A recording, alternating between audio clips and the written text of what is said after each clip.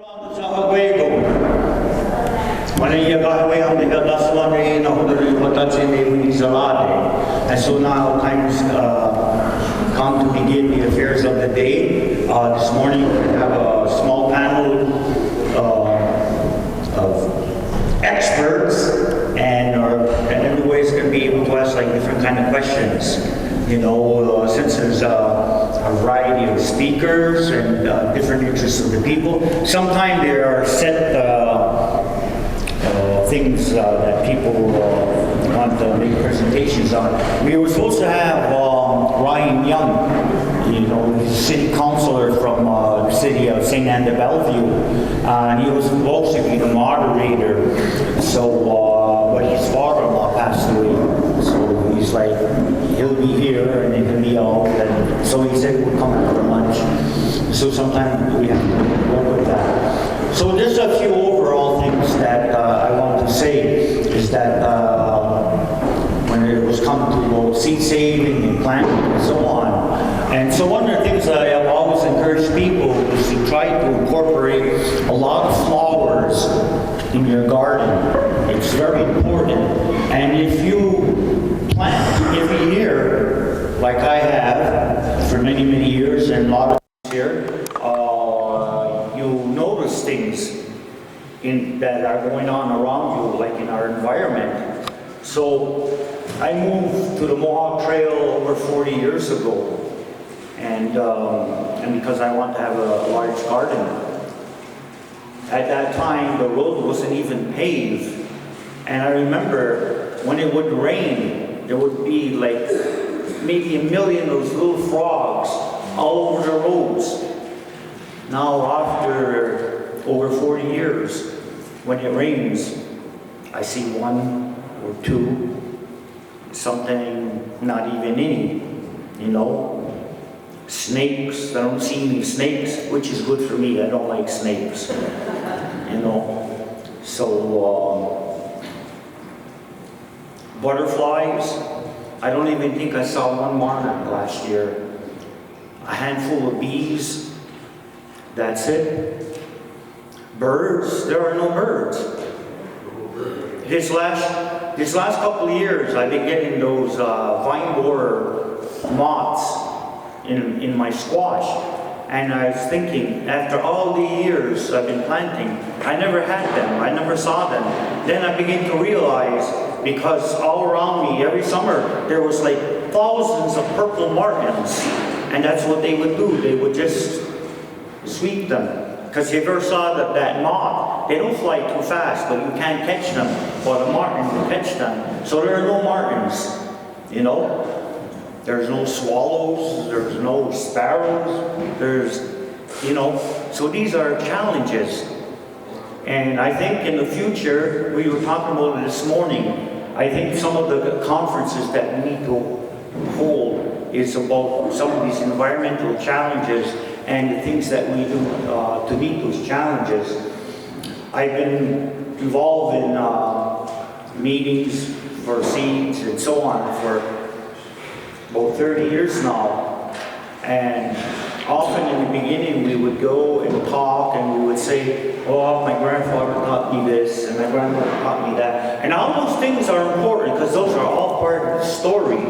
But today we have things that our grandparents didn't have, and so those are things that we need to start highlighting and make people become aware of. You know, at one time I didn't know nothing about tomatoes, but now I know quite a bit, and I've always get asked those questions. You know, the other 3 sisters, there's tomatoes, peppers, and cucumbers. The other 4 sisters is the corn, beans, squash, and macaroni. Those are the other sisters. Because in any ceremony you go to, Indians always have macaroni. You never hardly see the real old-time traditional foods. But part of the reason for that is because a lot of that ways or indigenous knowledge was prohibited from people practicing it. As strange as it might sound, these things really happen to us. You know, I remember when we went to school, you know, and that's why part of my petition is to bring back the nuns, you know. That's it. But we need, you know, we need to have gardening in school. That should be the subject. In school, you know, we say, oh yeah, Ganawagi, we're in charge of our own everything. Well, gardening should be a lesson in school that we should have. Everybody should learn, you know, because a lot of parents don't know, you know, and it's not through any fault of their own. But those are some realities and some things we should think about. Anyway, so now I would like to invite Mr. Daniel Brisebois of the Brisebois. He's not related to Peter Brisebois at all. Okay. And then Archie Bomberry, Janis, Brant, and Valerie, Gabriel.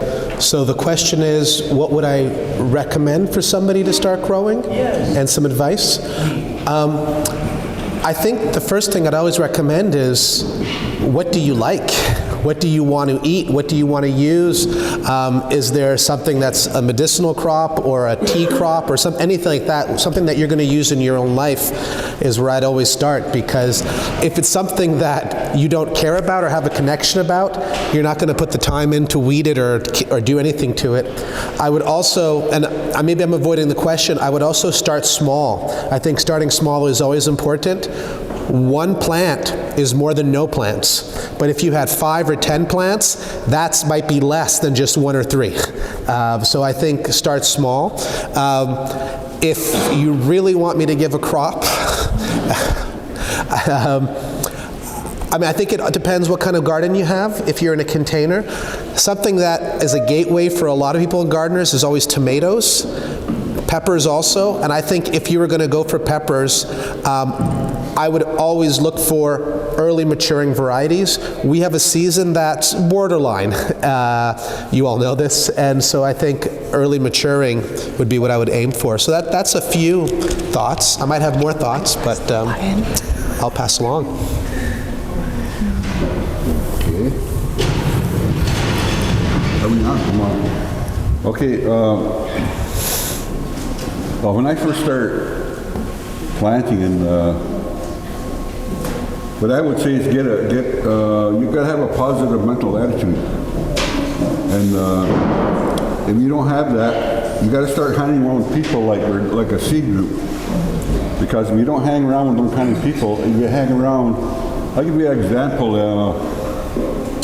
I used to kind of hang around with a kind of rough crowd when I was younger, and I think we all did. Anyway, as time went on, and I started listening to, I got different ideas from different people. And this one guy was talking, he says, I went to the bar, and I was in a bar, he says, and I was having an idea, he says, and I'm looking around. He says, these guys are all bums. He says, I'm a bum too. He says, and that day, I left the bar, I didn't go back, because I was hanging around with bums.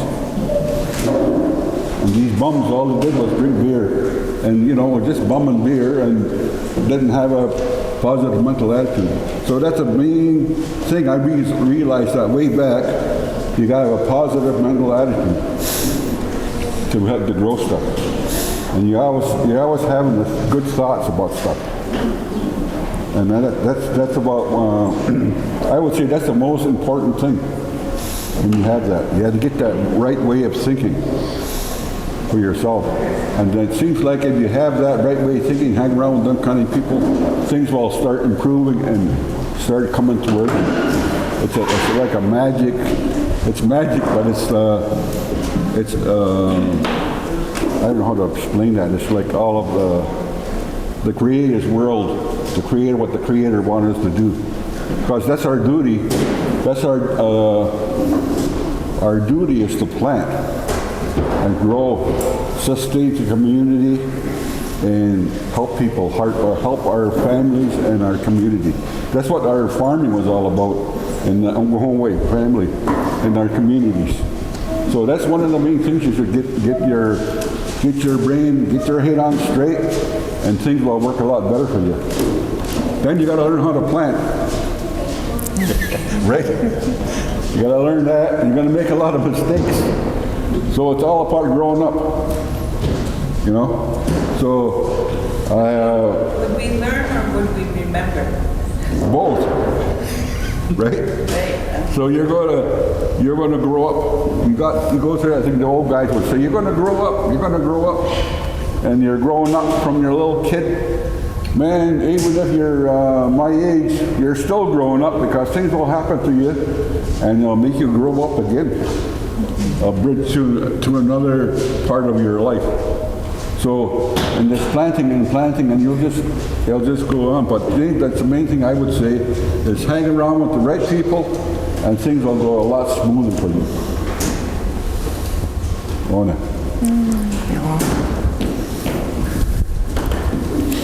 So I agree with the two first answers. What I could add to that would be,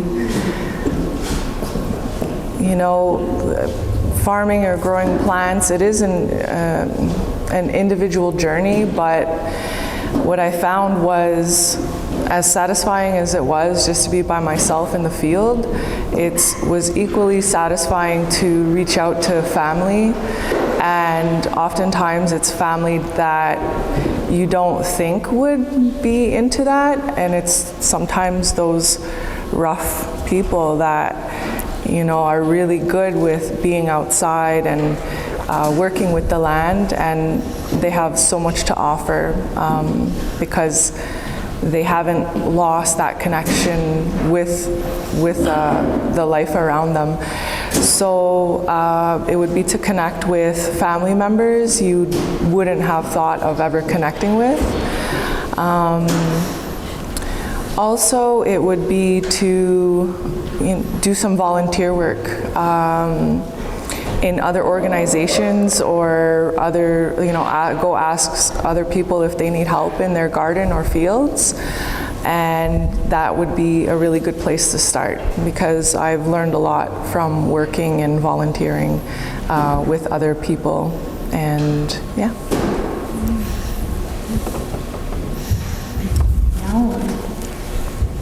All really good advice. I'm not really sure how I can add to that. One thing that I often catch myself saying to people is, don't put the garden far. Don't put it far from your house. Put it close. I have a garden that is right below my kitchen window. Like, I can literally wash the dishes and start planning dinner because I can see what's ready. That is really helpful. It becomes a part of your everyday existence when you have it with you, near you, in your home, surrounding you. And I mean, maybe that comes with time, but even as a beginner, don't put the garden in the back corner of your yard or your property.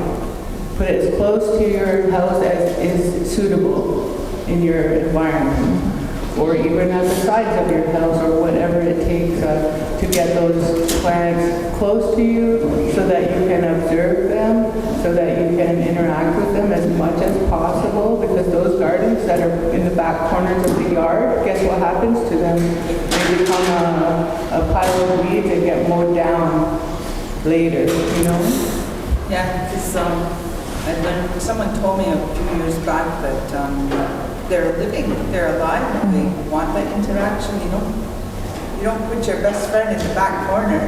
You don't put somebody that's gonna take care of you in the back corner. You're there, you greet them every day. You never walk by a plant without greeting it. So they're alive and Yeah, so I think that's one of the important things is building that relationship, starting with something you like. I always say that too, Dan. Start with something that you like. Don't start with a vegetable you hate. That's a disaster. that's what you do to the neighbors. Even young children, like when I was an elementary school teacher, like Steve said, it should just be a natural part of our garden, or part of our education is to garden. And that's at any school for any people, all people. We all eat. Everyone that, should participate in that. And I remember, so we built 7 raised beds at the school, and all of the teachers were opposed to it because they said it can't work because we're not here in the summer. But I just said, I'll take all the beds. I didn't even give them a chance to go back on what they said. I said, I'll take all the beds for all my classes. And so we started working with different classes on different beds. And my grade 3 class at the time, I wanted them to grow tomatoes, but I also wanted them to feel like they chose the tomatoes. And I said, how about tomatoes? Ooh, Mrs. Brant, we hate tomatoes. Yuck. And they were just gross right out. And I'm like, really? You don't eat ketchup? And they're like, oh, yeah, ketchup. And then someone said, oh, pizza sauce. And then they started naming off all the foods they loved that had tomatoes. And then they were like, yeah, Mrs. Brant, let's do tomatoes. So then all of a sudden we were doing tomatoes. And what we did was we started the plants indoors, just in the school window. We got some really good heirloom tomatoes. We transplanted them outside in early June when it was just before school was out, really, but the plants were doing well, the students were pleased. When they came back in the fall, they were in grade 4, but I still had them harvest the tomatoes. And we made a sauce. We recruited some grade 8s to boil us some noodles. And we did it all in the classroom, just in a crock pot. And many of the students didn't eat it. But at the same time, they learned so much, and they appreciated it. And even though only a few of them ate the sauce, and many of them just ate the noodles, it was still a learning. It was a huge learning for all of us. And then we saved the seeds, we packaged them, they designed their own seed packet, and then they got to take some of the seeds home, and then the other seeds went into our seed library at the school. So we can do this. You can teach gardening at schools, even if you're gone for 2 months in the summer. It is possible. I'd like to tell you more about that, but I'm probably sure that there's other questions. I would just like to add, growing up, I was taught that planting is a responsibility for us as overwhelming people, and it was given to us by a creator. So, over time, I started planting when I was small, but it was just because I had to. And then I started to realize that it's something I really wanted to do.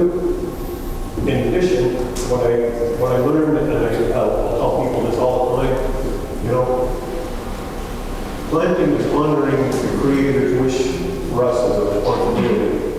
And there's no dishonor in planting and making mistakes and failing. I said the problem and the dishonor comes when you don't try and you can't fail and you can't succeed. So just get out of the garden and try something. And I'm liking what I hear. I'm hearing plants start something small, start something you like, but I still have to go back and at least try. If you fail the first year, the second year, well, maybe the third year you'll get it. And that's my take on why I plant, because I want to honor my ancestors, I want to honor societymen, I want to honor the Creator. And there's no dishonor in making mistakes. Is there any benefit, like I know when you harvest your corn and you're drying it, we grate it and we hang it to dry because it needs to be dry.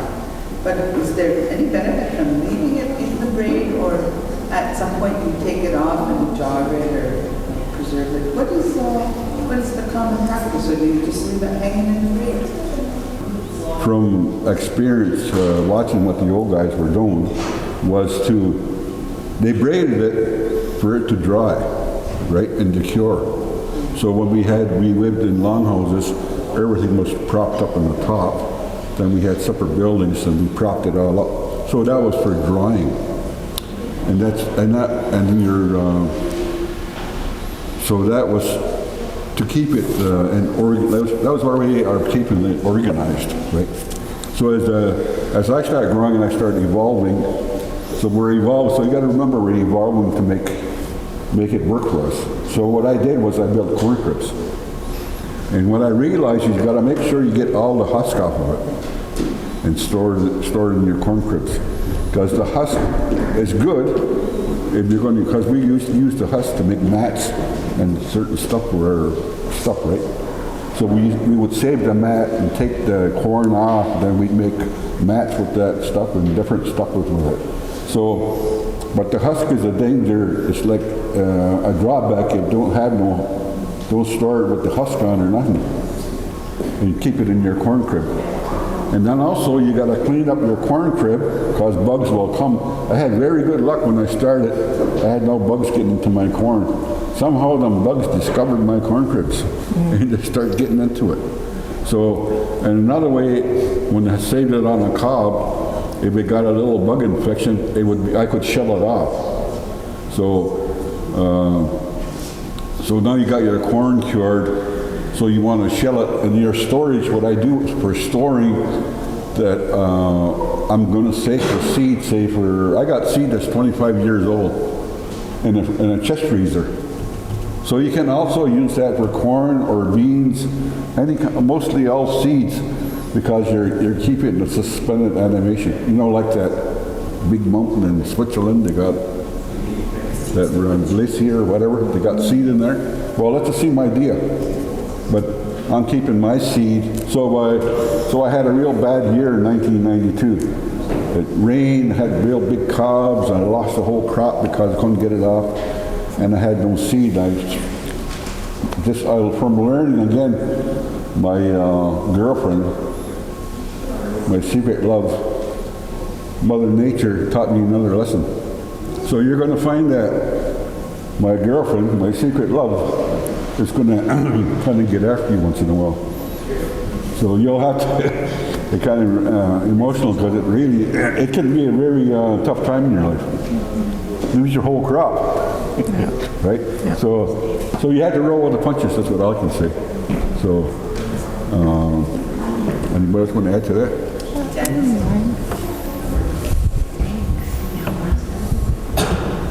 I'm so glad you asked. I mean, maybe I just have a slightly different perspective on the corn braids. I do store them in my home because it's a good way for me to store it. I hang them. The main beam that supports my whole house is also where I keep all my corn. It's all hanging.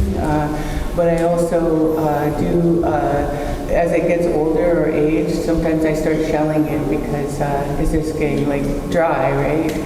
And sometimes then I bag it and I put it in the freezer.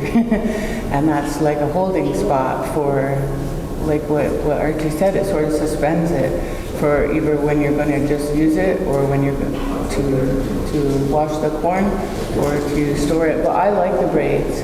And I cure my corn before I braid it because I want it in my home. I don't want it moldy. So, and I take off any molded husks. My braids are very clean. I see braids that are done with lots of husks and they tend to get a lot of mold. And that's not really very healthy. So you don't want that hanging around inside your home. So I do have an outdoor storage. I mentioned it yesterday. We have a small gazebo, and the roof of it is sort of like a cone upside down. So it makes an excellent area for hanging corn. And I usually hang it there braided as well because I can keep it up off the ground, away from bugs and birds and all different kind of things. So when you see my gazebo, if you come and visit, it looks like a cage. It's screened and wired because I don't want anything getting into my corn. I'm a little protective, which is not a bad thing. But I also tend to braid mostly seed corn. So I pick out my best, so I grade all my seed in my crib. So I lay it out, everything that's seed stock goes in pile A.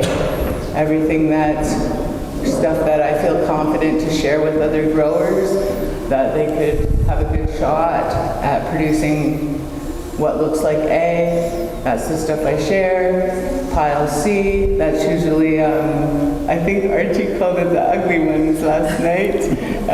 The imperfect ones, the ones that, maybe have crooked rows or look a bit gnarly or didn't fill out quite right. And there's usually quite a bit of that. So that is my first food source, is pile pile C. So I do grade out all the seed for all of my corn, I tend to do that.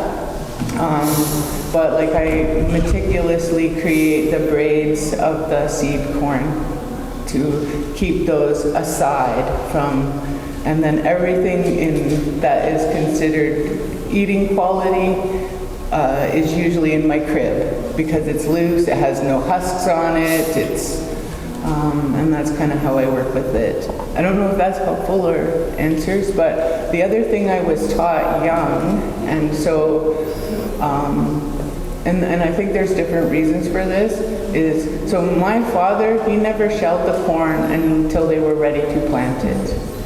So it was always on the cob until it was time.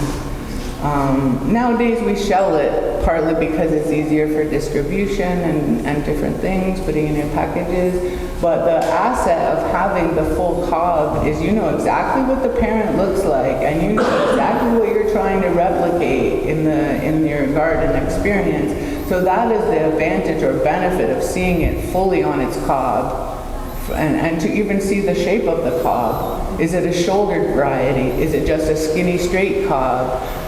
It tells you, it gives you information about the corn. And also to see it on its cob, you can see were the rows twisted? Were the rows straight? Did they fill out right to the end? Did they have that little kernel right on the tip? There's different things you can examine it for. It's like reading a book. There's a kind of a literacy that happens the more you're on the land, the more you're with your garden, the more you work your seeds, the more you do it, your literacy just climbs. And it also opens the gateway to like what Archie said, with your intimate relation with creation and Mother Earth becomes really strong. And sometimes you receive messages or information that maybe is being triggered of your memory from way back, or maybe it's your spirit guides, because sometimes I feel like my grandparents still try to tell me stuff because they were very prolific gardeners and very good at it, and they literally survived on farming. Not like me, like I also work as an educator most of my adult life to supplement, I do recommend braiding the corn. I think it's a beautiful skill. There's different techniques. Even when I see different ways of doing it, I'm always impressed because I have a certain way that I do it, which I rarely see, and that's the way I was taught. I'm always curious about the braids, and if you are wanting to braid your short corn, like your strawberry popcorn or the small sweet corns, or like that Moda Bantam, or I can't remember the other name you said it was called, Seneca Chief. You can save your husks from your big corn, like your Tuscarora corn. I always keep a box of those because then I go and get that box when I'm braiding my small husks. And that you put them in and they give you that extension, and that allows you to do all kinds of things. And like Archie said too, the husk is really valuable and was important to our people. We used it for mat making. We used it for, making our beds, to have like on our platform to have some cushioning. But be careful because the mold they should be mold free. They should be mildew free. Anytime you're using the husks for dolls, for anything, you don't want that in your lungs. That's all I just want to say about that, okay? Yeah. I like that. I'll add a little to that. Our seed bank is our own people, our own communities. That's our seed bank. There's no seed bank. There's no those big seed stores, those genetically modified corns and beans and whatever.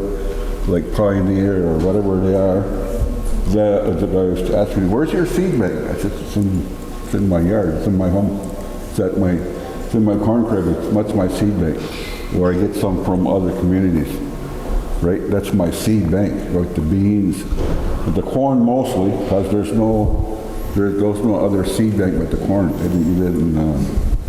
It didn't come on a Mayflower or something like that, right? So it's all not from it's all from here, and our seed that we have, right, is our own seed. So that's why we're preserving our seed, and we're sharing our seed with our communities. So that's the only seed bank we have is the one we have. So I'm trying to say, use that chest freezer to save your seed for a long period of time, because the germination will die on it. So even your beans, put that in your chest freezer, and it'll be in there for, you can keep for 20, maybe longer. I had 25 years experience so far. So anyway, that's how to save the seed.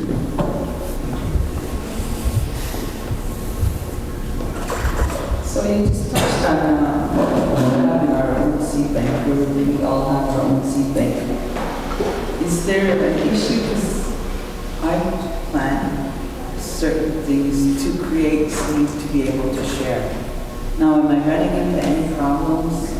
Because I don't have a large yard, a large garden. I know Martin told me you've got to plant at least 100 corn to make sure you have good genetic diversity. But is there other issues? Like some people are planting small amounts of seed. Is that going to become a problem if we're not having the large farms like we used to? When we're saving our seed from seed bank?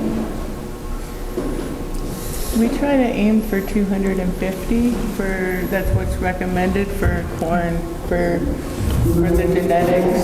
Yeah, 250 plants. We sometimes don't reach that. Sometimes it doesn't all be successful, but that's usually our goal. So when we're planting corn, we should be looking at, like sometimes we go to seed banks, seed conferences, and I'll see that, I already have this corn, but maybe I should be like getting into diversity. So we should be it's exchanging seeds. It's really good to exchange seeds because it does help the genetics. And I think someone did mention like things can get kind of like inbred, right? If we're not, and that's why it's important, I think, for us to share and come together like this and swap seeds and do that. Let me explain a little. I'll explain to you what I know about the crossbreeding. So if you're going to make a hybrid, you're going to take one corn row here, another one here, and then you detassel. But it's the same thing if you have just the white corn and you're growing. You can do that detasseling. So the pollen over here is the male and the hair is the female. Okay? So when I grow, what I was trying to, me and Janis was talking about last night over supper, I was telling her that we were talking about the ugly corn or the uneven corn. So what I'm saying is you want to get all the good looking cobs that are up. So if the corn's growing and you have one white corn, you get a lot of suckers. They're called suckers that grow off the bottom, and you'll get corn on that too, right? So you're inbreeding. So there's no inbreeding on natives. Like there was no, because they were so selective. You couldn't marry your cousin too close, because it wasn't going to happen. Because they would get one of those, right? It wouldn't happen because we're a close community. And you had to marry somebody that wasn't your relative for sure.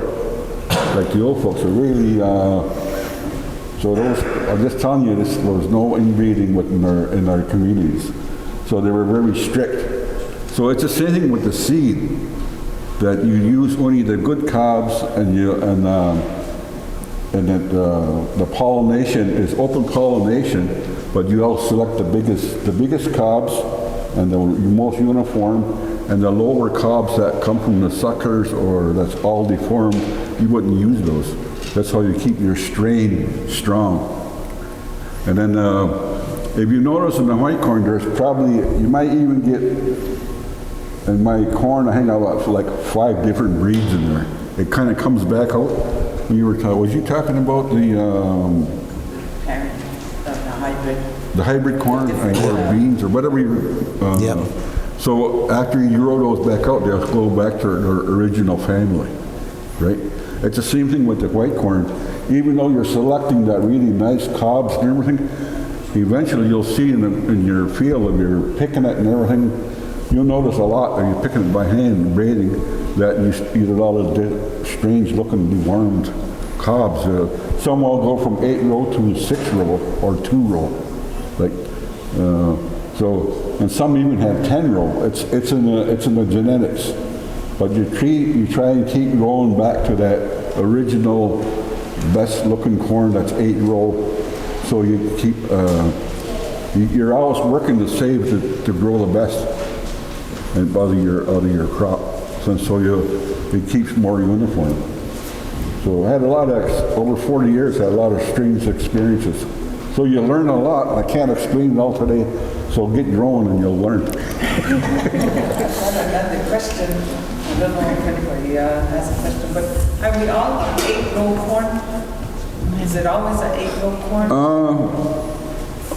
I think we found that our Iroquois corn is mostly 8 row.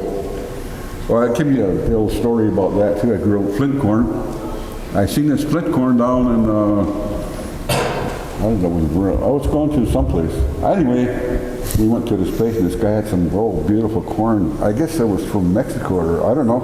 It was a flint corn anyway. I thought, oh heck, this is beautiful. I'll mix it with my corn. Oh, I got it all messed up. I had all kinds of corn in here. So I don't mix it up with other corns because it's a different variety. It's flint corn, but it's like, you may go from 10 rows to 12 or 14 rows. You'll get a real strange outfit there. So don't mix it up. Like keep it, that's why they don't plant your crops too close to the other one. It'll get all messed up. You can't try and keep your original varieties together. Don't mess it all up because you get strange crops. You know, like you were explaining yesterday. I like how you explained it yesterday about growing root crops, and it goes to something, then you'll change, it'll they'll still be good to eat, but I'm just saying it's going to get a strange looking crop. So that's the thing. Try and keep whatever you're growing uniform. If it's open pollinated, and it's not, it's not genetically modified, it's all natural. And then our seed, I was trying to explain before, we call the seed breeder that we had working for us. We were trying to make this new white corn that we were planting here, then we plant it in South America and get 2 crops in the year, and we're trying to make a hybrid of some type. But I didn't like the corn because it wasn't going back to our flour corn. It was changing. And it was going to be a commercial product for corn chips, but it wasn't going back to. I didn't like it because I couldn't work with it like original corn. Our original white corn now, it's wild. You get the ugliest corn and you plant that, it'll go back and make great big cobs again. I had it happen to me. One year I had some flint corn. It was ugly corn. But anyway, I planted it, and when it came in, it was just beautiful. It all went back to its original cobs. As long as you had the original seed, it's wild. It's like it'll go back to its original family strain. But don't like I crossed that one up, I messed it all up. So, but try and keep it the same family. Even the corn looks rough, you plant it, it's going to go back, it's to the original family, like the original genes in it. That's what I experienced anyway. So if you do that too, Steve, same thing, like similar? Yeah, so. Another question? So I'm just going to fill in a couple things here for everybody. So as Janis is talking about, studs on television interviewer. So yes, you need to see the seed. It's preferably better if you can see what the corn looks like. So I'll share an experience that happened with a gentleman here in Milwaukee. 20 years ago or more. And he was an agriculture student also, so he knew. So in the spring, when he first turned over his garden, he incorporated lime. And I've said many times, in a new garden, you need to put lime, especially if you turn it the first year. That's why most of the farmers you can see turn their garden in the fall. So over the winter, the nutrients in the soil adjust themselves. But in the spring, when you turn it over, it doesn't have that time to do it. So also to help compensate that, you incorporate lime, so it adjusts the different nutrients in the soil. And so two things happened with it. He showed me one day I was there. He says, look, he says, Steve, look at this. He says, where he put lime, he had beets the size of softballs. And then where he ran out of lime, because he said, no, I didn't buy anymore, and he just let it go. He had the size of golf balls in the same row with lime and where the lime ran out. So that was one thing. So when we talk about things about soil, there's a lot of stuff to learn and understand. And there are a lot of experiences that we can learn from. So, but one of the biggest things that happened, he planted white corn. So he got it from this old chief from Six Nations that used to come here quite often in the day. And he brought a bag of corn with him. And so the gentleman planted the corn.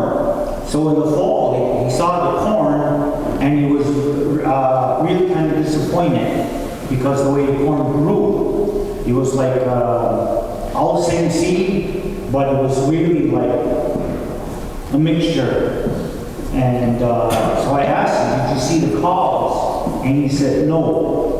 He said, he just brought me a bag and he planted it like that. So the gentleman that gave him the corn, you know, he probably thought he was going to cook it or something. So he just grabbed the corn and he put it in there. But it's by selection. So the way I learned to plant is I select my corn in the fall when I'm harvesting. I set it on the side, whatever I consider the best looking corn. Length of the cob, size of the kernel, and all of those things. So those are characters that you want. And put that on the side, and that's what I'm going to braid and say this is the seed braid. So when we braid corn into Tuscarora, we do the same thing. We select what we think is the best corn, and so that's one part of it. But the other part of it is the things that you do to the soil, to improve the soil, to maintain good soil, because it needs all of it together. So what happens, when I went to high school, I took agriculture, and I thought, yeah, well, it's about planting. But I learned a lot of different things, and I always remember the teacher talking about corn, and the teacher said, corn is plastic. They consider it plastic, and I didn't understand why. But now I know plastic is something that can be bent and shaped, and our corn is the same thing. So the corn will follow what the parent looks like. All right? That's what will happen to it. And one of the things that the old Iroquois people always did, they always select the finest seed that they had, because corn can also degenerate. It can be upgraded naturally by the selection process, and it can be downgraded by a poor selection process. And that's what will happen. And it will continue to follow that way. So it's always important when you're saving seed is to look at what you have. But sometimes you have no choice. Sometimes you get a bag of seeds and you pick in there. So what I always do, sometimes I'll take 4 packages. One time I got corn from New Mexico. And out of 4 packages, I ended up getting one pack what I thought out of there. The rest all went in the corn soup or went in the mush. So everything is usable. And then sometimes we get a different kernel, comes in a different color. Well, I talked to my friends the last time I was in Mexico because my cousin, Darrell Thompson's always saying, well, white corn is the original corn. Well, that's the original color. So I asked the people who are really never gave up corn practices and since they invented the corn in Mexico, They said there are 5 colors of corn: white, yellow, red, blue, and purple. There are 5 colors. And to decide what is the true corn, as we would take our white flour corn that we use and say this is the pure corn, it isn't, because what they say is that our corn changes over years. It will change. Maybe what we see in ourselves in the last 100 years or 200 years, that's in our consciousness. Because myself, my father, my grandfather, he's father. But before that, we don't know, you see? And the corns that Jacques Cartier wrote when he came here are different than we have today. But we still have those seeds, but they're in different forms. And why does it change? Well, because of the wind sends it over here. The bees will change the pollen. And just like everybody, and I'm like that, I'm in my garden, it's always nice, beautiful looking corn. But I like those colors, so next year I'm going to plant those colors. And that's exactly what happens. So it's true human selection. It's also through your own passion and things that you like. And so that's what you're going to do. And that's all part of the growing process. And so our things will change in time, in its own, and with our help. But our corns, we always select for 8 years. All the corns in the Northeast where we live originally are flint corns. The flour corns came from the south, and they made their way up here. So the original sweet corns in the 1700s, when our villages were first attacked by Sullivan under the orders of George Washington, the corns were black. Sweet corn. There was no yellow sweet corn until 1911, which was bred and developed by the Berkeley Seed Company of Philadelphia, Pennsylvania. And this place,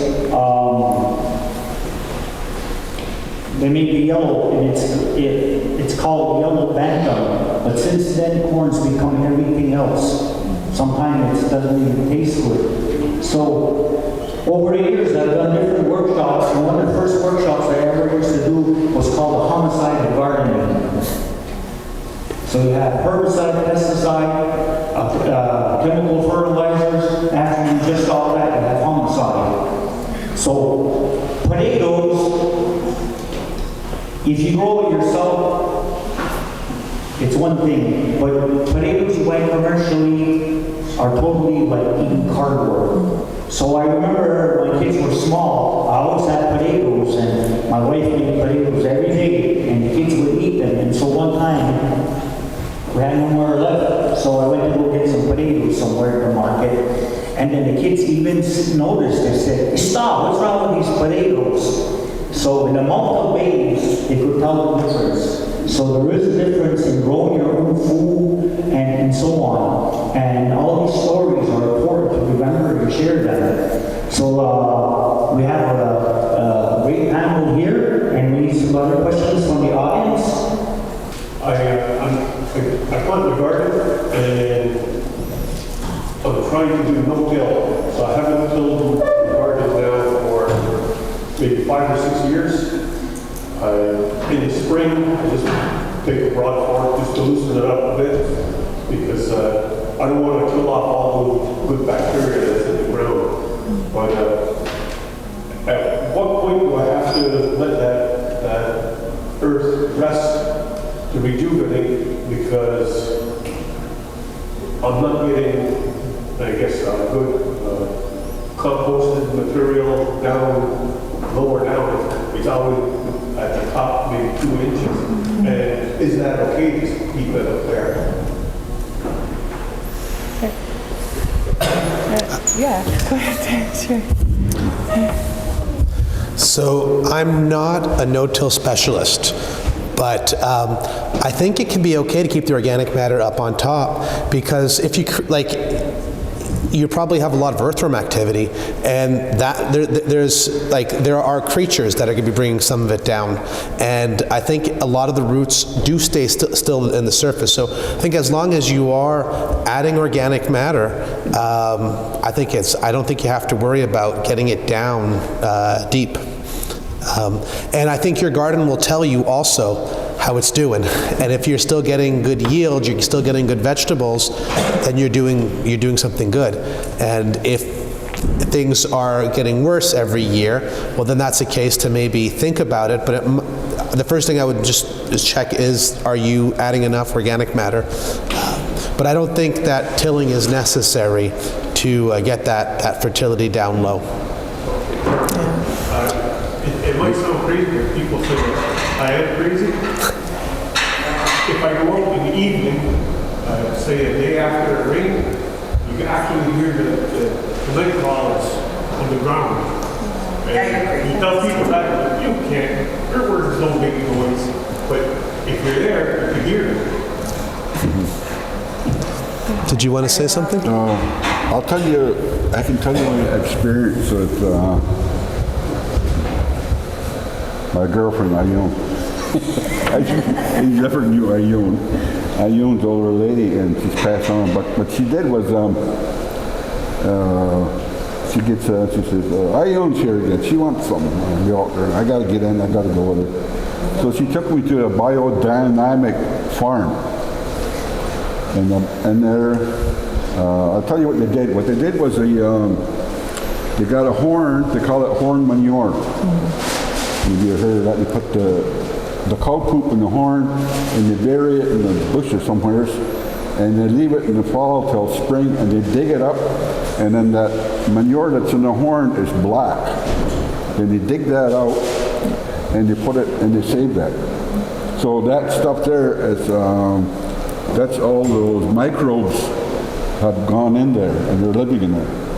And you can't see them, they're in the soil, right? So what happened is, they gave me a bag.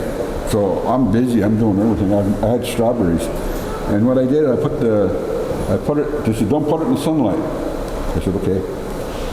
So I put it in the basement, and I happened by one day in June, and my berries were, I think they were done by June. Anyway, and he says, don't put it on your garden if it's in the sunlight.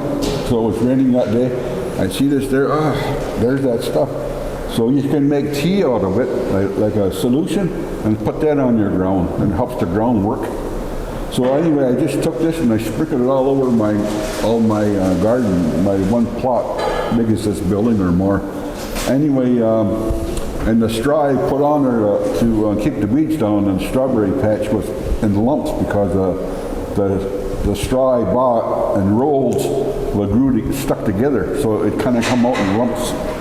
Anyway, then in about 2 weeks later, I noticed the straw was disappearing, maybe 3 weeks or something.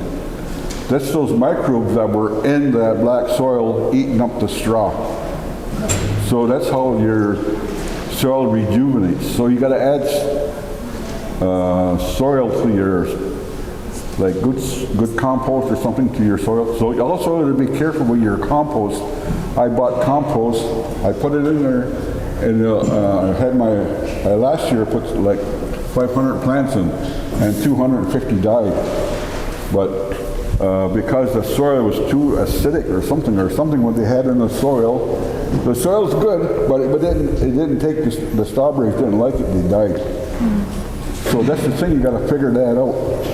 Whatever soil you're bringing to your garden or what you're putting in there. And so it's a learning lesson, right? So, but I got 250 times 6. How much is that? It's like 3,000 plants now. So you can take those strawberries and replant some of those. You get your berries this fall. You can even transplant in the fall and then make a new patch. And those new plants will make new runners after, and you can just keep going on forever making a new strawberry patch.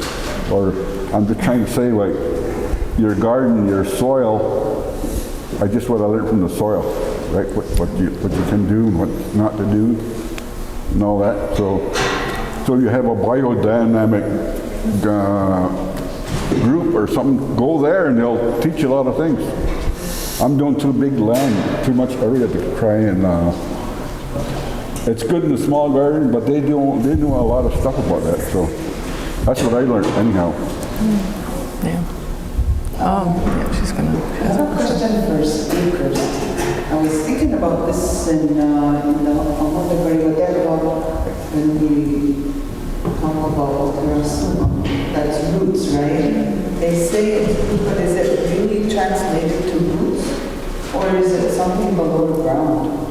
And I'm wondering if we're talking about roots, because we say roots, but is it actually the biodiversity that we find below the soil? Because the roots feed the organisms, right? With the exudates and the mycelium and the whole earth that lives, the whole biome that lives below the soil. So when we say Oterasu, are we talking about what lives below the soil? Yeah. So when you listen to Vanamayan opening prayer in the languages, and you ask different people, we've come here with kind of a more shorter version. But I remember some of the old timers would talk a long time, and so they would go into more detail about it. So, but mostly what they're talking about the roots. They're talking about the medicine plants. So a great number of our plants, our medicines, are the roots, and so even some within the roots are used as medicines to put the seeds in while you're planting, and to use the roots of the plants. Like will help the corn, so that the birds won't pull the corn out on you, or worms won't chop it when it's first coming out of the ground. So they're referring to that mostly. Yeah, I never heard them explain about the part that you're talking about. But then there's other components, as I said, depending on who the speaker is, how they include it. And they include those things as what they learned from the old timers that they learned from. And but in the opening, it's about giving thanks and acknowledging what we see and what we do and how we continue. So I don't get so it's always, the life is always continuing. So would it be under the insects then? Well, the insects is explained a little bit more differently. You know, I remember one little woman one time said to me, she says, I never knew why insects were any good. You know, she was always upset. And then she says, finally, I listened to opening prayer. An old man in Uncle Sussex one time, and he said, and there it described that the insects clean up our mother, the earth. And she said, bing, like a big light. I said, hallelujah! The sunshine came back to us. And so that's a part of it. But maybe some of the speakers here can make comments. I'm not fluent at Ganegeha, but I try to learn. They always say, Ojake,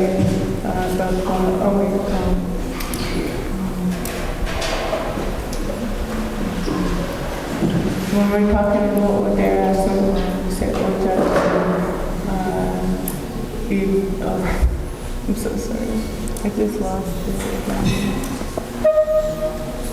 Ojake kapwa idwakstana ojake kapwa well, that we use some of the roots for medicine and some of the roots are our food. That's how I learned it. And then with the insects, like Steve said, ehmi hadierka, they go about cleaning.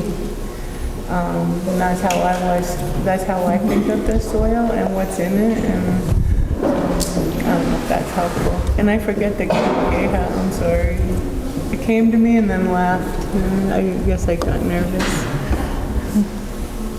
Because we're learning so much about the soil. Everything starts from the health of your soil, right? And if you don't have healthy soil, then you don't have healthy food.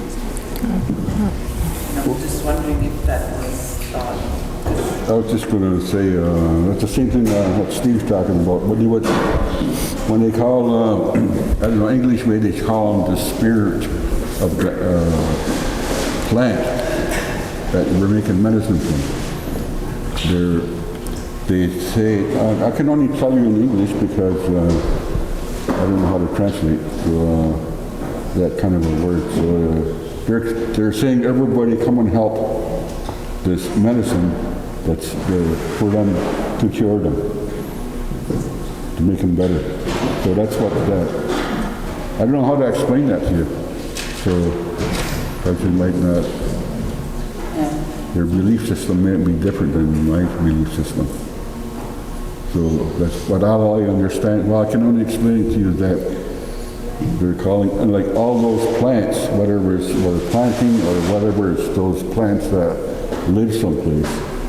They always say, be careful what you're saying, they'll go hide on you. You won't find them. So that's what I believe too. If you're not good and you're abusing those plants, you're saying they're wrong, using it wrong, or you won't find it. You'll hide. I guess they'll. So that's what they'll say. It'll happen. So, and I was calling on everything to come together to help you. So, and you're planting too. So I don't know if you understood. That's what what I understood. I was wondering if like we only hear the shortened versions where we're always in meetings and they never really expand like they used to. So I was just wondering if it was ever included in the whatever. So I guess it was focused mainly on the roots themselves. I would like to say something about soil too, because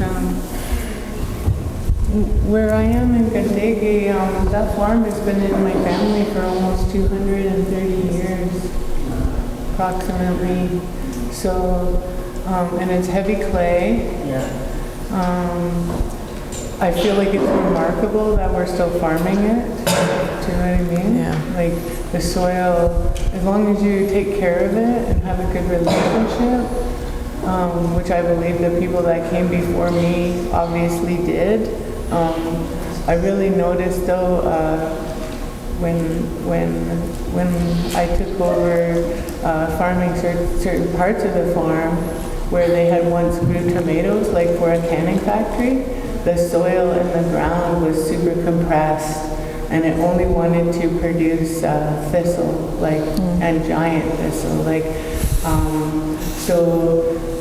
when I see those things, I just set about, certain plants tell you what's going on. Like they'll tell you super compacted soil right over here because it'll only grow certain things. And then I know how to start to remedy it. But then I also learned as I grew, and like Archie, I seem to never stop learning. Well, I'm so thankful. Because maybe if I don't learn, maybe that'll be the end of my life. I don't know, but I learned over time too that you can use things like sunflowers and oyunkwaunwe to clean areas, to help prosper that area. Plus we all are learning about cover crops and other ways you can bring nutrients into your garden and put it back in through different practices. So I try to implement those things where I am because this land has been farmed for a long time. And that's just how long we've been there. What about the Hurons? What about the Mississaugas that landed there after, before we came back, and different things like that? So when I read about the area, when the settlers came, they said, oh look, but really the land was already cleared and was already farm fields, because that's who was there before they came, right? So that relationship of the soil and soil health, like Holly said, is absolutely a key factor in what you end up getting from your land.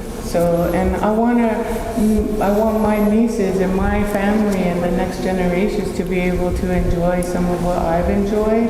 So I'd be really careful about what I do. I don't allow glyphosate. I don't allow, things.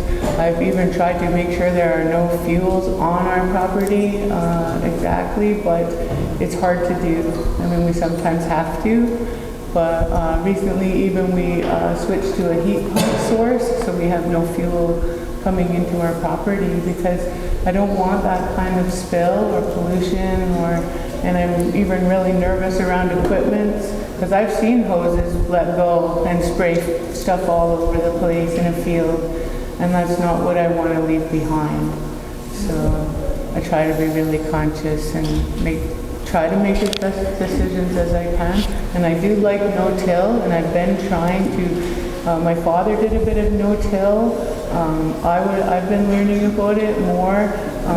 I did some no-till with my potatoes, and we had a rodent problem, which I'd never had before in 30-some years. So, but I'm not going to give up. I'll try again, and I'll try some different techniques and methods. So, but anytime, I love hearing about that, what people are trying, what people are doing. These conversations are so important, and even though I've been doing this a long time, it enriches me every time I'm asked a question or people explain to me what they've been trying. So now we'll go on. So this is, again, about no-till, but it also has to do with soil health. From basically a geological timescale, when I think about soil and the movement of people on the land, yes, the fields were here before European settlement.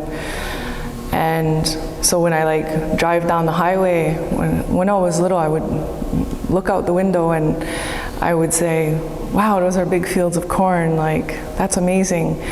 But it never occurred to me as an individual that that was part of my family's story. And so when I realized that, maybe I was in my 20s, I started asking, how did we move on the land? And so we can't compare today's agricultural practices in our backyard to how we used to do it in the past, in some sense. So we can only try to recreate what nature did for us in our little grow outs. So on the topic of no-till, when compared to the past, we didn't have heavy machinery or tillers or anything, and we would do it with small implements, just human-held implements. So the impact of compaction was so minimal that it probably wasn't even a thing to have to think about. So I do kind of a little bit of no-till in the greenhouse. I don't really bring the tiller in there, and I find when we use a little bit of the raised, the mound, it's the mound concept, right? But in a longer row, I do like that just for the availability of nutrients and water. So if you do no-till, you try to have the bed system in place, and then with mulch, I always really like using leaves for that. And leaves on a large scale, so I'll do a lot of leaf gathering in the fall. And also, when it comes to the topic of weeds and weed suppression, when I again think of how it was in the past, you have to consider that a lot of the plants that we call weeds today are invasives that were brought over from other lands, and so they interact with the lands a lot differently and with the plants. So there's a lot of aggressive weeds that we have to deal with today, and competition for the general vegetables that we would grow. If we were just growing squash and beans and corn and sunflowers, and there's a lot of other crops too that we would grow pre-colonially, they would not have the same problem with weed competition because we didn't have what we see today. So again, when we look at it from a cultural perspective, it's kind of hard to wrap our minds around, because the way instinctively we interact with the plants, we don't really consider that it should be a problem. Like, so when we do no-till, it also discourages bringing up weeds from the lower levels of the soil, and also it doesn't put the seeds in the soil also. So when you're turning every year, you're always mixing in those new seeds. And then if you, again, practice agricultural methods of the burn method, you can do that on a small scale. You don't have to like light a match and, you know, see your whole field go, which, I mean, I've seen many times before. If it's a small field, you use methods with the wind, and basically you have your hose ready, and you have your family involved in that. But I've also seen like fields like just take off from one side and a flame go to the other side. But there was the method where it was pre-burned before, so it can't go any further. And also you can do it in a small scale with just a propane tank and a torch as well. And so you're just burning off the seeds on the top. So for the no-till, I wouldn't even worry about nutrients availability, especially if you're, you know, incorporating composted manure or any kind of nutrients that you connect with, basically. Yeah, so, yeah. On the top of the no-till, like I said, it's about 6 years I haven't been tilling now. And what I've noticed, because every year I put 4 to 6 inches of mulched leaves down. And in the spring I now notice that the earth is actually like 2 or 3 inches taller than it was in the fall. And there's all these little fissures that are running on the surface down. So I'm like, it must be working, because sometimes during winter it fluffs up on its own, but it just doesn't turn. Yeah, it's got to be a cost lifting it. Yeah, and I mean, like, I've never used leaves to the point that, well, I have used a lot of leaves, I'm lying, but I never really saw a problem with nutrient availability, because when you plant, you also are adding nutrients. You know, it's really up to you every 2 weeks, every 3 weeks, every 4 weeks. So in liquid form, because when I have leaf mulch, I tend to avoid the granular form or any solid form. So I would use like a fish fertilizer, something like that, every few weeks. Yeah. I looked at them. Valerie, you reminded me of something. When I was when I was maybe like 25, 26, I was in my garden and the Scotch thistle was killing me, literally. Like, it was so frustrating. I was crying, like, on the ground, like hands bloody, you know, from trying to like work. I was like, I felt so frustrated, and I just laid down in the mud and I just said, "Gee, Creator, like, is it supposed to be this hard?" And then I went in the house and I Googled Scotch thistle, and it was brought here around the same time as the two-row wampum, because it was a custom of the Europeans to gift a plant from their country to another country as a present. And Scotch thistle got brought over here, and then it went rampant in our soil. And to me, when I read about it, it made me realize that what Valerie said is it changed the face of agriculture for our people. It made it hard to do the work we did in the past with simple digging tools, to now we're dealing with these deep-rooted, very prickly, you know, situations. And so just a thought on that. Thank you for letting me share that. And then I just also wanted to say, like, yeah, just don't give up. Just keep trying.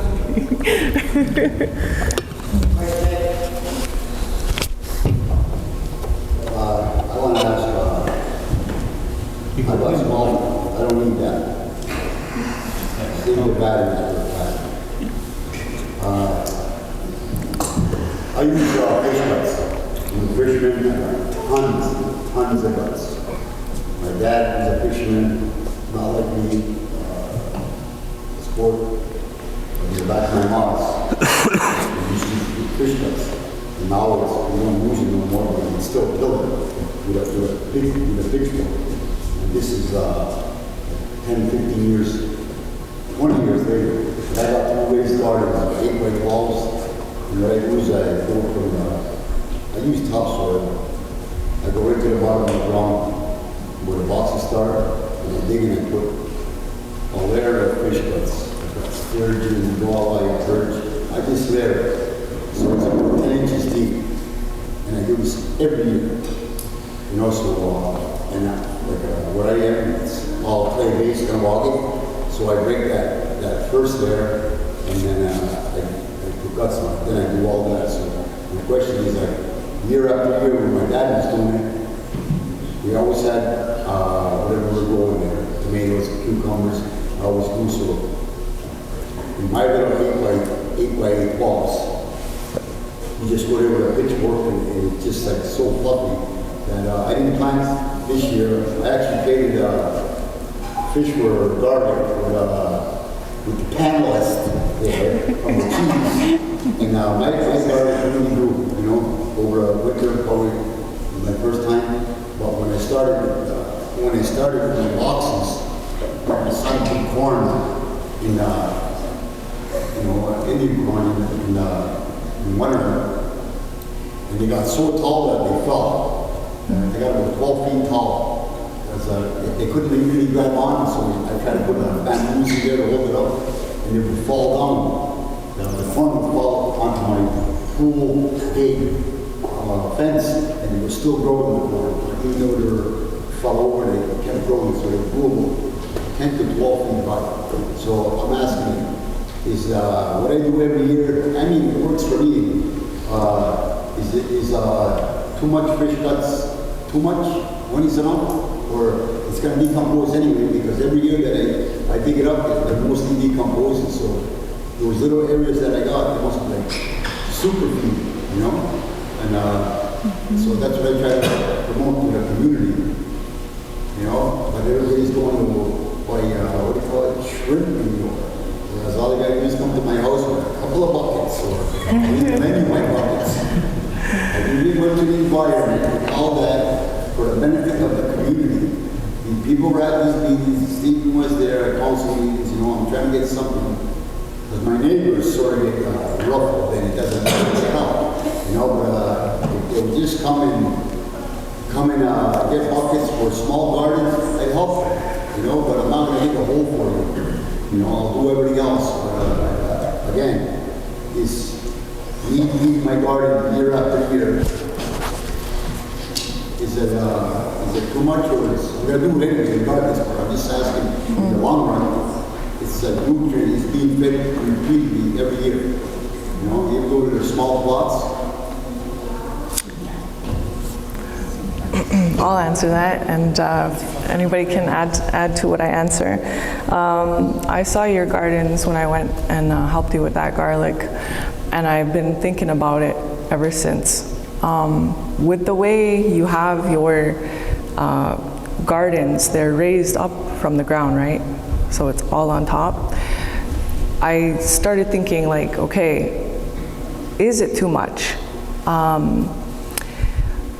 But the fact that it's raised above ground, when it rains, it carries the nutrients away, okay, and it goes. So you have your boxes.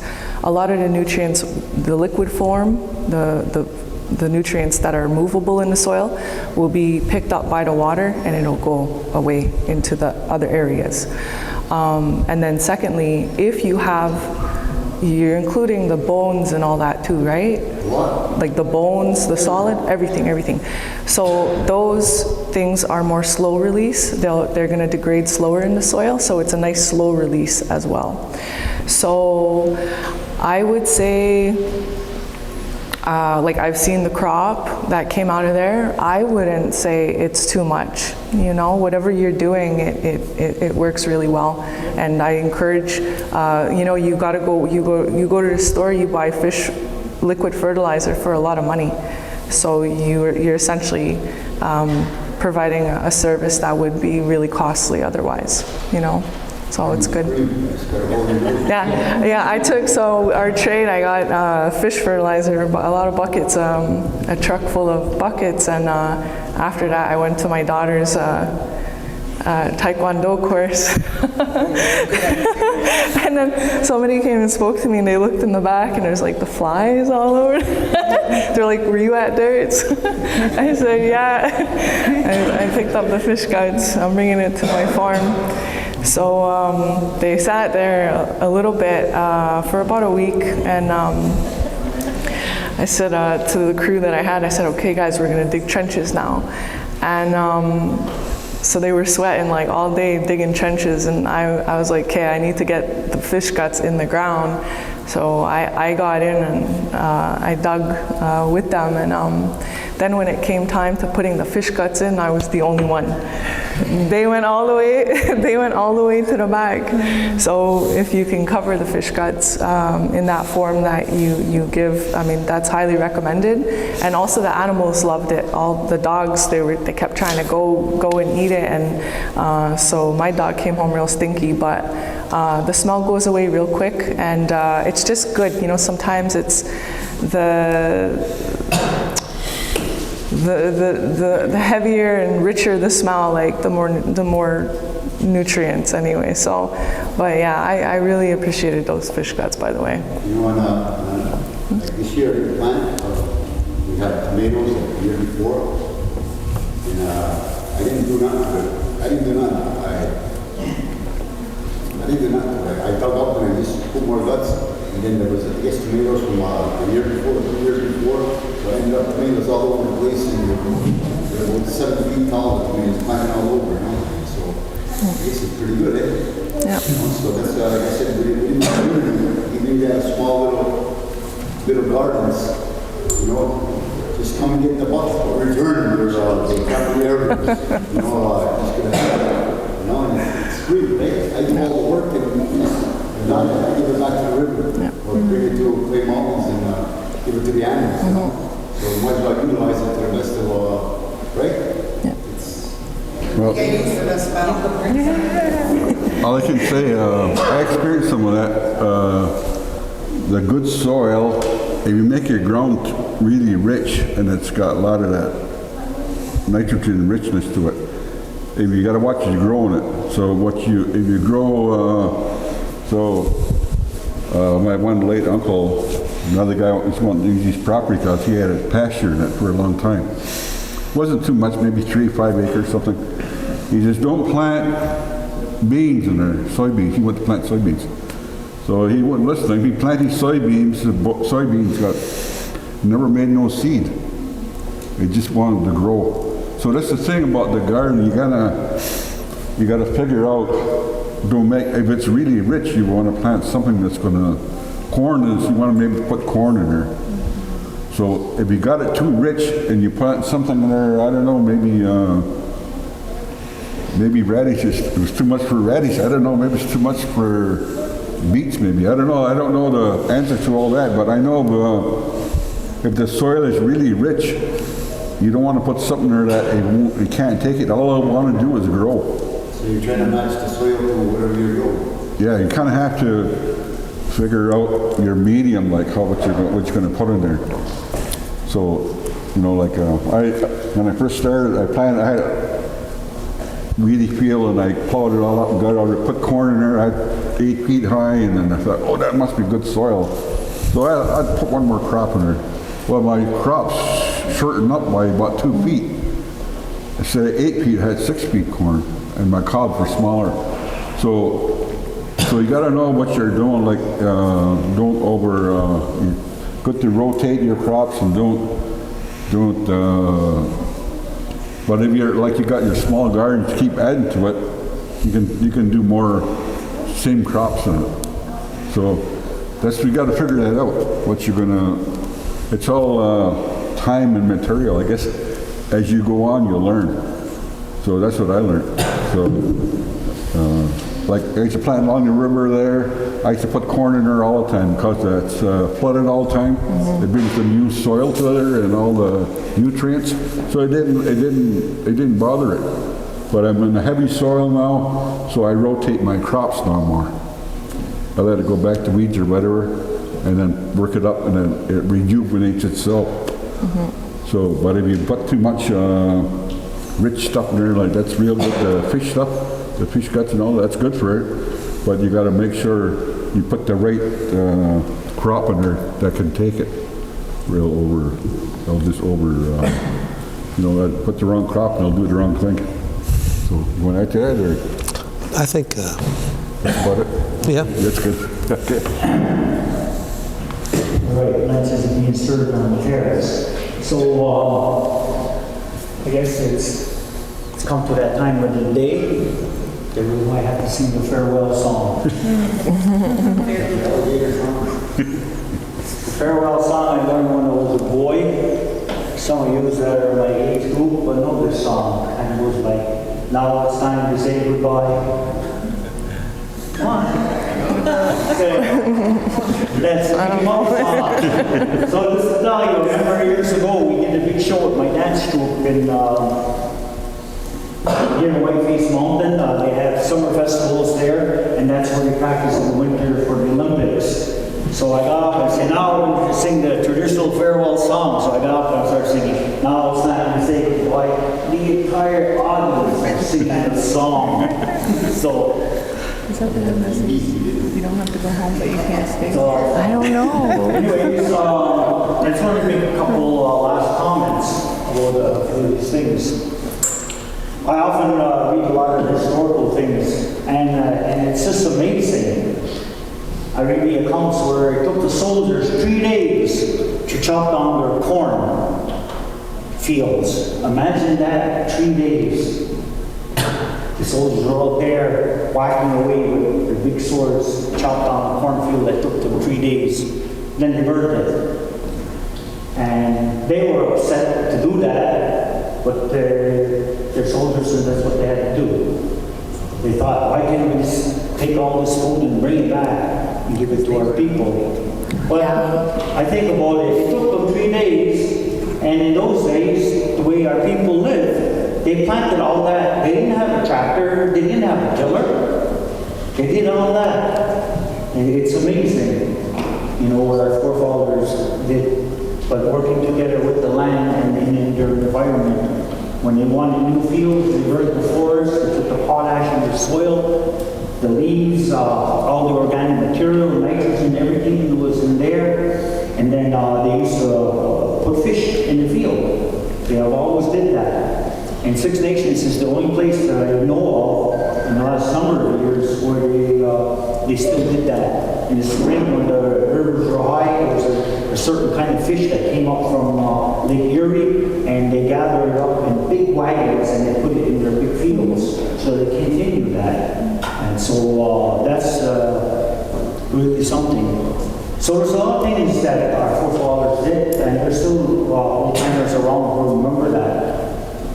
And so another thing I was thinking about, I remember when I was a boy, my grandmother, you know, like everybody's grandmother, after they wash the dishes, they used to have what they call the dish pan. We didn't have sinks like we have today. And so at the end, she'd take her water and throw it in one place off the back porch. So about a year or so later, you know, she started throwing it this direction. So we went there and we made a garden. And we had like, honest to goodness, tomatoes that were like £1 to 2 pounds each. And later I would think about it, because while in those days the soap was different, it's not like today, you know, so there was a lot of phosphate in the soap, and food particles, there's organic material, and so all those things into the soil, and so there's things to be learned there. So I want to say that, you know, on behalf of the CIA, or the KCI, I always say the CIA, even on council, yeah, go to the CIA. Everything now is all these letters, So when I worked in federal prison for all these years, they always say, ETA, ETA. What thing is ETA? You know? So now I know. I don't like those, so CIA sounds good to me. Anyway, so I'd like to thank very much Janis, Brant. Let's give her a big hand.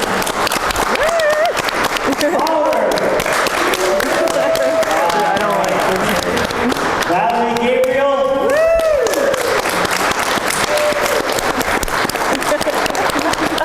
McComber. Brisebois. And to Dirk, our alligator hunter, the keeper of water sea of alligators. Come on. And to the staff that organized and put things together, Luann, Martin, Degui, I can't even say her name. I always call her the McComber girl, and Kayla Cross, and a few others that are not here. You know, it's not always easy to arrange all this stuff. Oh, and Tyson for filming everything and sitting here being patient and putting up with my jokes. See him laughing half of the time. So now the food is here. So we also invited a few seed companies to come here. So we're happy about that. So first to Daniel Brisebois and his company, Furnace Soil, and all the things that can be grown in this area.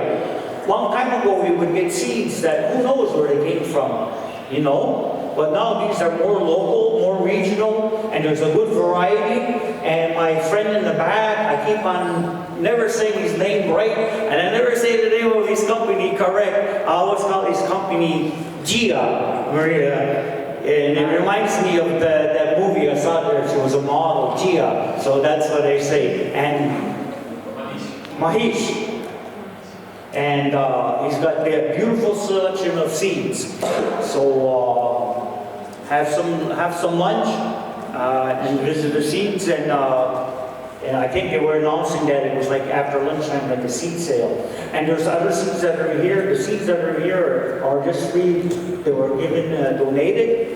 And that, because you know, it supports the work that they do, and it's very, very important. And I always emphasize local, because they've been adapted to our environment and what's been going on. And there's a lot of challenges. And one thing about seeds are day length sensitive. That's a thing that everybody's not really aware of. So there's beautiful corn. I had corn here yesterday. I had some that came from Mexico. I had some that came from Arizona. I had some that came from South Carolina. And when y'all South Carolina, y'all have to talk like Colonel here. So anyways, what happens is because they're adapted to the length of the day, they don't always grow properly. They'll keep on growing 20 feet in the air. But they won't tassel or try to make a fruit until September because the day begins to diminish. Because where we are, we have about a 14 to 16 hour day. In the south, it gets less and less and less. So the closer to the equator that you come to, that's why it's the equator. It's even on both sides. The day is shorter. The further away, the day is longer. The same thing if you go to James Bay or further Kuchawak, it's daylight right around the clock. Things don't grow there, but they're doing projects, greenhouse projects there, and so it's all important. And all these challenges are things that we're going to have to really strongly support in our community. There are nice projects that are going on in our community, from Tree Sisters Garden, a project that Dick Rice does. I don't really know what they do with the teepee land over there yet, but these are food projects. And one of the things that we really strongly got to look at is, yes, you know, it's nice that we get these foods that come to these food banks in Ganawagi, but they're coming from the outside. And it's nice that they do that. But nothing is really coming from us, from the ground. Oh, I go to the Fleurs and I buy a bag of beans and I give it to them. It's not the same thing that they saw them. So we got to look at it. We got to start beginning to become dependent on ourselves, because it's getting more difficult. I think every time you turn on the news, there's things about food shortages, food crisis, and all the people all over, like in the city of Montreal. I'm not saying that we're getting leftovers, but they have hardly any for themselves. What do you think we're going to get? Even less. Now, the things have been happening in California, the fires. Look at the snow in Florida, in Louisiana. When I was a boy, there was an older lady here. Her name was Mrs. Delarome. That's what we called her. And she used to talk to me, and she used to say, Stevie, one day this is going to happen, and this is going to happen. And sure enough, we're living in the times that she talked about. You know, I thought she was just a silly old lady. You know, she said, we're going to buy water to drink. How is that possible? I'm looking out the window, and she lived, St. Lawrence is in the back of her. And in those years, people were still taking water out of the river to use.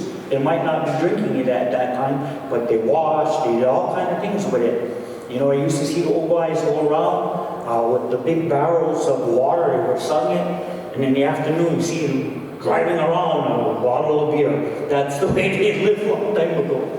It's all these kind of memories, but this is our community. And so we really got to be more proactive, because it's going to affect us all. It doesn't escape anybody.